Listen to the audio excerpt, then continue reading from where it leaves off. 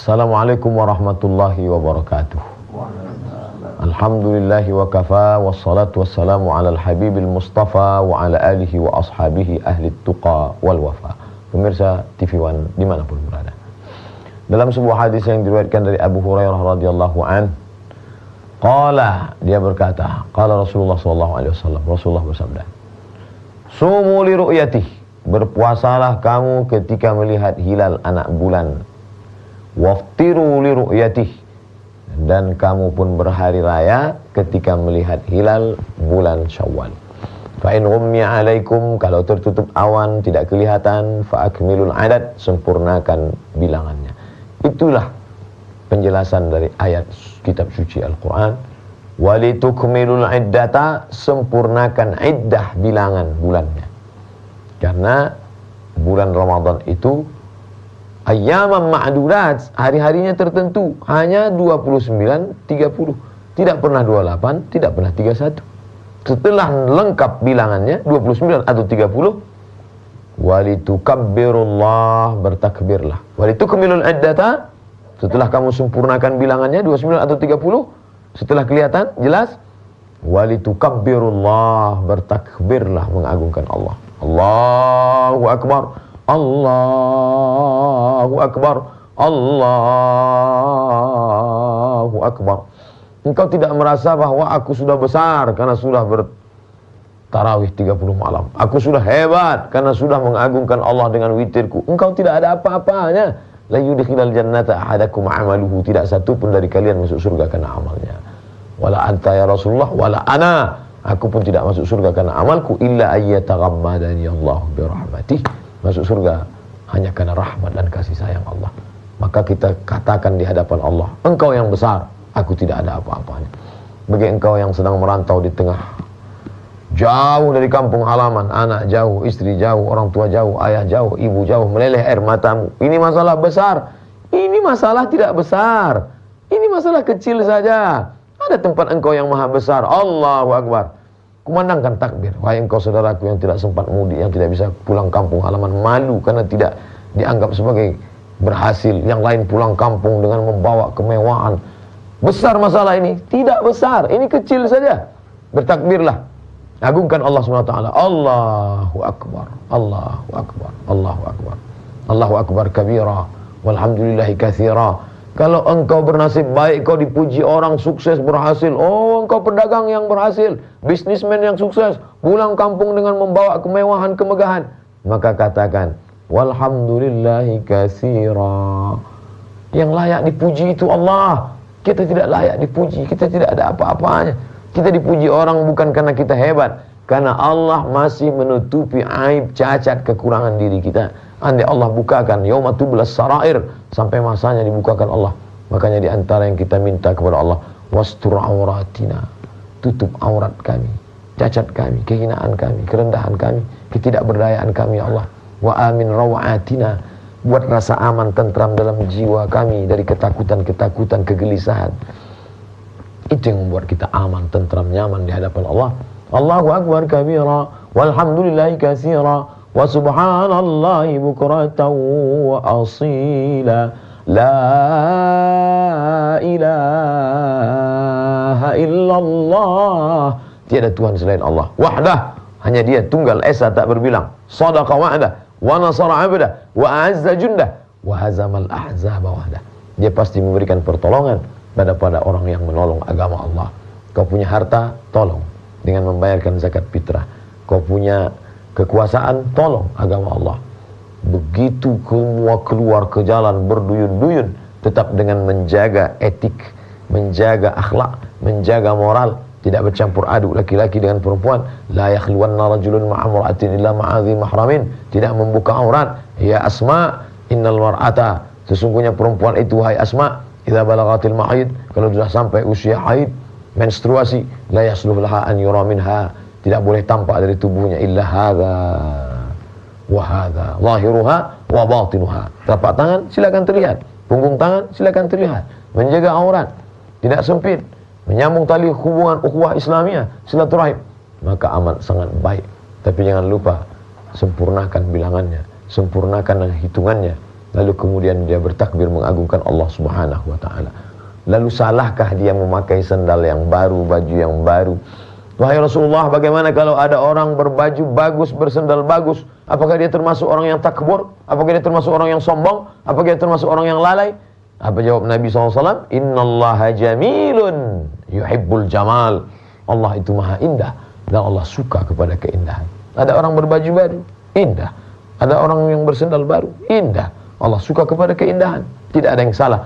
Tapi sampai pada tahap mubazir. La tubazzir tabzira. Jangan berlebih-lebihan. Kul, makanlah. Washrab, minumlah. Walbas, berpakaianlah. Watasaddaq, berbagilah. Min ghairi sarafin wala makhilatin. Tidak berlebih-lebihan, tidak pula untuk angkuh sombong. Ada orang yang memakai pakaian bukan untuk menutup aurat, tapi untuk apa? Menunjukkan identitas diri. Ini loh saya yang bermerek. Ini loh saya yang sudah punya high style. Maka min ghairi sarafin, jangan berlebihan. Kenapa? Innal mubadzirina kanu ikhwanas syayatin. Orang-orang yang berlebih-lebihan itu saudara setan. Karena dia memakai pakaian itu, dengan kendaraan itu, dengan kemewahan itu, hanya memperturutkan hawa nafsu syaitan, kehendak. Na'udzubillah. Kam min sa'imin, berapa banyak orang yang berpuasa. Rubba sa'imin, berapa banyak orang yang puasa. Laisa lahu min siyamihi, tidak dapat apa-apa dari puasanya illal ju', hanya sekedar lapar dahaga saja. Kam min qa'imin, berapa banyak orang yang bertahajud malam, beriktikaf malam, bertarawih di waktu malam. Laisa lahu min qiyamihi, tidak apa-apa, tidak mendapatkan apa-apa dari qiyamul lailnya, illa, melainkan hanya sekedar, hanya sebatas ta'ab was-sahar, hanya sekedar lelah, letih dan tidak tidur malam. Itu saja, bergadang saja yang dapat dia, tanpa ada pahala yang diperoleh. Oleh sebab itu, ini mesti kita jaga. Sebelum Idul Fitri, yang digoda syaitan adalah jangan berpuasa, jangan berpuasa. Setelah selesai berpuasa, lawan hawa nafsu kata Allah, lawan hawa nafsu kata malaikat. Tapi apa kata syaitan? Lepaskan nafsu, habiskan semua, makan semua. Sedangkan kita disuruh untuk tetap menjaga. Ingat, tetap kita jaga. Kita akan lanjutkan setelah yang berikut ini.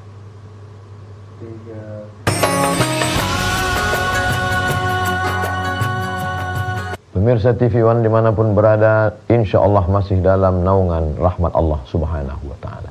Dalam sebuah hadis yang diriwayatkan dari Sayyidina Anas ibn Malik radhiyallahu anhu, anna Rasulullah SAW qala, Rasulullah SAW bersabda, man ahabba ayyubasata lahu fi rizqihi, siapa yang mau dilapangkan rezekinya, wa yunsa'alahu fi atharihi, mau dipanjangkan umurnya, falyasil rahimahu, hendaklah dia menyambung hubungan tali silaturahim. Silatu mengeratkan, silatu merekatkan, silatu menyambungkan. Rahim, kantong tempat janin, maaf, dalam perut perempuan. Rahim, rahim bukan diambil dari bahasa Melayu, rahim bukan dari bahasa Indonesia, rahim diambil dari Asmaul Husna. Kata Nabi SAW dalam sebuah hadis, ini rahim dari namaku. Man wasalahu wasaltuhu, siapa yang menyambung silaturahim, aku sambung hubungan dengan dia. Wa man qata'ahu qata'atuhu, siapa yang memutus tali silaturahim, qata'atuhu, maka aku putuskan hubungan dengan dia. Kita tidak pernah mampu memutuskan hubungan. Saat ini orang memutuskan hubungan dengan internet saja merasa risau, susah, gelisah, sempit, hampa. Bagaimana orang sanggup memutuskan hubungan dengan Allah Subhanahu wa ta'ala? Apa hubungan kaitan silaturahim dengan Idul Fitri? Biasanya orang menyambung hubungan silaturahim ketika Idul Fitri, saling berkunjungan.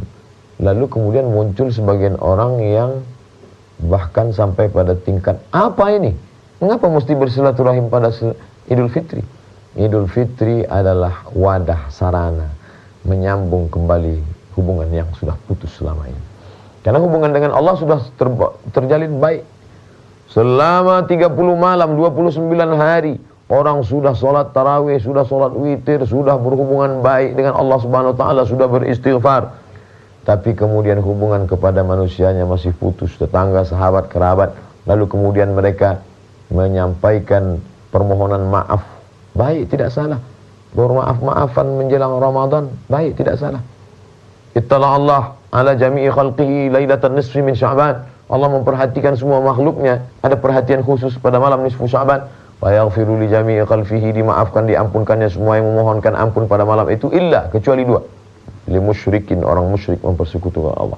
Musyahid, orang yang belum berdamai dengan sahabat, dengan kerabat, dengan tetangga, dengan orang tua, dengan handai tolan, dengan kawan sekantor, dengan jiran. Maka sebelum Ramadan dia menyambung silaturahim, baik. Di tengah Ramadan, baik.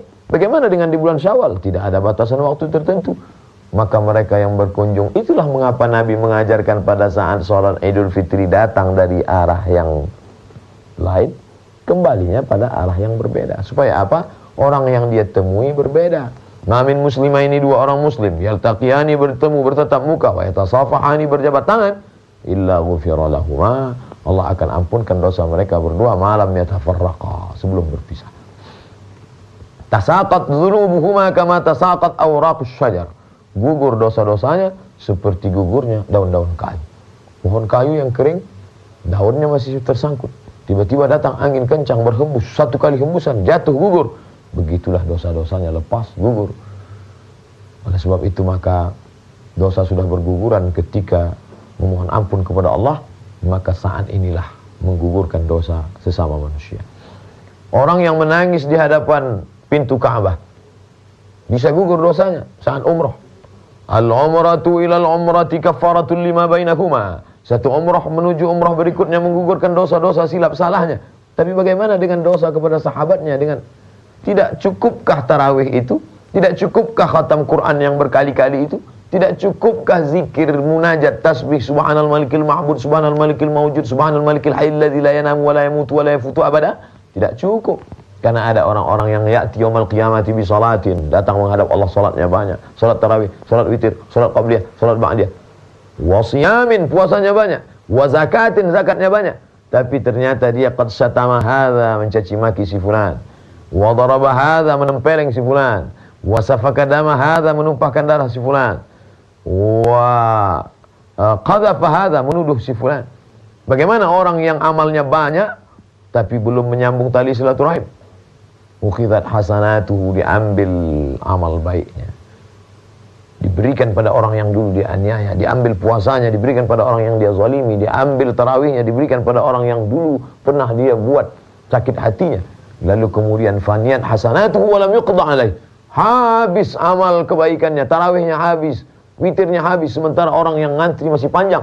Ukhidat khatayahum, diambil dosa mereka, thumma turihat ilaih, dicampakkan kepada dia, thumma turiha finnar, dicampakkan dia ke dalam neraka jahanam. Inilah orang yang paling menderita. Masuk neraka bukan karena berzina, masuk neraka bukan karena narkoba, masuk neraka bukan karena khamar, masuk neraka bukan karena riba, masuk neraka karena menganiaya orang lain dan belum meminta dan memberikan maaf. Saya tidak mau minta maaf. Ada orang yang tidak mau minta maaf. Mana ayatnya? Mana ayatnya minta maaf? Mana ayat ada menyuruh minta maaf? Hai orang-orang beriman, minta maaflah kamu. Nabi yang dibersihkan dari segala macam dosa naik ke atas mimbar Masjid Nabawi beberapa hari menjelang kematiannya, baca kitab Ar-Rahiq Al-Makhtum yang diurutkan hari sekian, hari sekian, hari sekian menjelang kematian. Datang Nabi naik ke atas mimbar. Apa kata Nabi? Man kuntu jalattu lahu zahran hadza zahri falyastaqid minhu. Siapa yang dulu pernah aku cambuk pundaknya ketika aku mencambuk kuda, lalu ujung cambuk itu mengenai pundaknya dan dia berada di balik pundak dan aku tidak tahu dan dia tidak minta, aku tidak pernah minta maaf kepadanya dan dia merasa sakit hati. Hadza wahdi, ini pundak Muhammad, falyastaqim minhu, silakan balas. Man kuntu syatamtu lahu ardan. Siapa yang pernah aku caci maki, sumpah serapah, kasar cakapku, menyinggung perasaannya dan dia marah dan aku tidak pernah minta maaf. Hadza irdi, ini harga diri Muhammad, falyastaqim minhu, silakan tuntut balas. Nabi yang dijamin masuk surga tapi tetap meminta maaf. Lalu siapa kita yang dengan aku sombong yang tidak mau meminta maaf? Maka ini hari yang baik, bulan yang baik, hari keagungan kemuliaan, Id al-Fitr, kembali kepada fitrah. Apa itu fitrah? Abu Hurairah mengatakan fitrah artinya fitratul Islam, kemurnian, kesucian Islam. Sebagaimana dulu kita lahir suci, begitu juga kita kembali ingin suci. Suci sudah di hadapan Allah, tapi belum suci di hadapan manusia. Maka kita minta maaf, mintakan ampunnya. Mudah-mudahan kita termasuk orang-orang yang Id Fitr, kembali kepada fitrah kesucian Islam. Kita akan lanjutkan setelah yang berikut ini.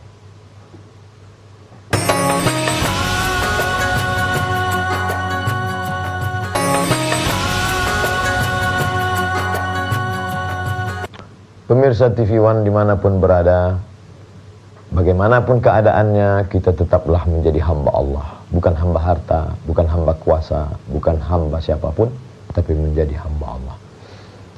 Dalam sebuah hadis yang diriwayatkan dari Abu Ayyub Al-Ansari radhiyallahu anhu, Rasulullah SAW bersabda, "Man shama Ramadan," siapa yang melaksanakan puasa Ramadan, "thumma atsba'ahu sittan min Syawal," diiringi dengan 6 hari berpuasa di bulan Syawal, "kana kasiyamid dahri," maka sama seperti puasa sepanjang tahun. Hadis riwayat Muslim, disebutkan oleh Imam Muslim Ibnul Hajjaj Al-Qushairi An-Naisaburi dalam kitab sahihnya. Mengapa menjadi puasa setahun? Man jaa bil hasanati falahu asyru amsalihha. Siapa yang berbuat kebaikan satu saja, maka dibalas 10. Jadi kalau 3 hari kali 10, 300. Ditambah 6 hari kali 10, 60. 360 sama setahun. Hitung-hitungan matematiknya. Tapi sesungguhnya ada orang-orang yang beramal tidak ingin hitung-hitungan itu. Yang dia inginkan adalah rahmat kasih sayang Allah Subhanahu wa taala, sesuai dengan kadar keimanan. Seperti anak kecil, ada anak-anak yang belajar, kalau kamu belajar nanti ranking tinggi, nanti berprestasi akan diberi hadiah. Tapi ada orang yang belajar tidak ingin hadiah karena dia merasakan kepuasan kenikmatan. Begitu juga dengan manusia. Ada orang-orang yang beramal ingin hadiah level kecil. Ada yang pertengahan, tapi ada yang sudah sampai pada tingkat aku hanya ingin menginginkan dirimu dan cintamu ya Allah. Awam, khawas, khawasul khawas. Nah, tapi ada orang-orang yang berpuasa 6 hari itu untuk apa? Karena dia ingin menjaga konsistensi. Al-iman yazid, bertambah. Wayangkus, berkurang. Setelah 1 bulan lamanya menahan makan, menahan minum, lalu kemudian setelah itu ada orang seperti kuda lepas kandang. Makannya tidak tentu arah, bahkan sampai sakit perut. Makan. Oleh sebab itu dikontrol. Maka 6 hari. Di hari kedua Syawal, dia sudah boleh puasa. Bolehkah saya berpuasa di hari kedua Syawal? Boleh. Apakah mesti berurutan 6 hari? Tidak. Dia cicil di tengah, di ujung, di awal, 2, 3. Boleh, silakan saja. Bagaimana dengan kami ini perempuan, Ustaz? Kami berpuasa kalau 6 hari di bulan Syawal, apakah mesti kami qada juga yang 7 hari kemarin tinggal maaf karena kami berhalangan? Bunyi hadisnya, man shoma Ramadan, siapa yang melaksanakan puasa Ramadan. Dan Ramadan itu 29 sampai 30 hari. Kalau ada orang yang masih berpuasa 23 hari, karena 7 hari tidak berpuasa, maka tidak disebut dengan Ramadan. Tidak ada puasa Ramadan 23 hari. Kalau begitu, dia harus qada dulu, sehingga sempurna lengkap man shoma Ramadan. Siapa yang berpuasa Ramadan 29, 30 hari, thumma atsba'ahu sittan min Syawal. Lalu dia iringi dengan 6 hari di bulan Syawal. Inilah yang afdal. Qada dulu 7 hari, setelah itu baru tambah 6 hari. 6 tambah 7, 13. Sebagian orang merasa ini berat. 13 hari berpuasa di bulan Syawal. Lalu kami mau makan apa? Inilah kenikmatan bertamu, bersenda gurau, cengkerama. Bagaimana dengan ini? Level pertama, al-jaza ala qadril amal. Balasan diberikan Allah Subhanahu wa taala, makin berat dia makin tinggi. Sabar menahan marah, sabar menahan makanan, sabar menahan emosi, sabar menahan minuman. Inilah balasan yang paling berat, balasan paling tinggi karena kadar amal yang paling berat. Tapi alhamdulillah Syekh Atiyah Saqar, Mufti Al-Azhar, dalam kitabnya Fatawa Al-Azhar, beliau mengutip pendapat ulama dari kalangan mazhab Syafi'iyah. Dari kalangan mazhab Syafi'iyah, yang salah satu kitab dikutip oleh Syekh Atiyah Saqar dalam Fatawa Al-Azhar dinyatakan, siapa yang berpuasa qada di bulan Syawal 6 hari dia qada, maka otomatis dia sudah dapat pahala puasa sunat 6 hari di bulan Syawal. Jadi bagi perempuan yang kemarin ada 7 hari tinggal, dia qada saja 6 hari di bulan Syawal, maka dia sudah otomatis dapat pahala puasa qada. Ini level 2. Bagi yang sanggup 13, 7 tambah 6. Bagi yang tidak sanggup, qada saja 6 hari, maka otomatis. Apakah ini berlaku bagi perempuan saja? Tidak. Faman kana minkum maridan, siapa yang sakit, au ala safarin musafir, fa'iddatum min ayyamin ukhra. Ganti di hari yang lain. Kemarin dia sakit, tapi sekarang dia sudah sehat di bulan Syawal. Kemarin dia musafir, ada 6 hari berturut-turut perjalanan, bahkan 7 hari, 8 hari. Dia ganti 6 hari di bulan Syawal. maka otomatis dia sudah dapat pahala-pahala puasa sunat Syawal. Tapi sesungguhnya ada hikmah, karena setiap perbuatan itu ada kajian fikihnya, halal, haram, makruh, mubah, sunat, sunat muakkad, hukum, boleh, tak boleh. Tapi ada lagi yang lebih tinggi daripada itu adalah akhlak, adab kepada Allah Subhanahu wa taala. Menunjukkan bahwa ya Allah, pada saat semua orang berpuasa, aku sanggup berpuasa. Kenapa? Karena semua orang puasa dan ini wajib. Tapi ini ada yang lebih tinggi kualitasnya. Mereka makan, mereka minum, tapi aku tidak makan dan aku tidak minum. Di sinilah akan nampak mana kualitas abid, mana kualitas zahid, mana kualitas abrar. Hasanatul abrar, sayyiatul muqarrabin. Baik menurut orang yang baik, tapi belum tentu baik menurut orang yang baik-baik. Ada ekonomi, ada VIP, ada VVIP.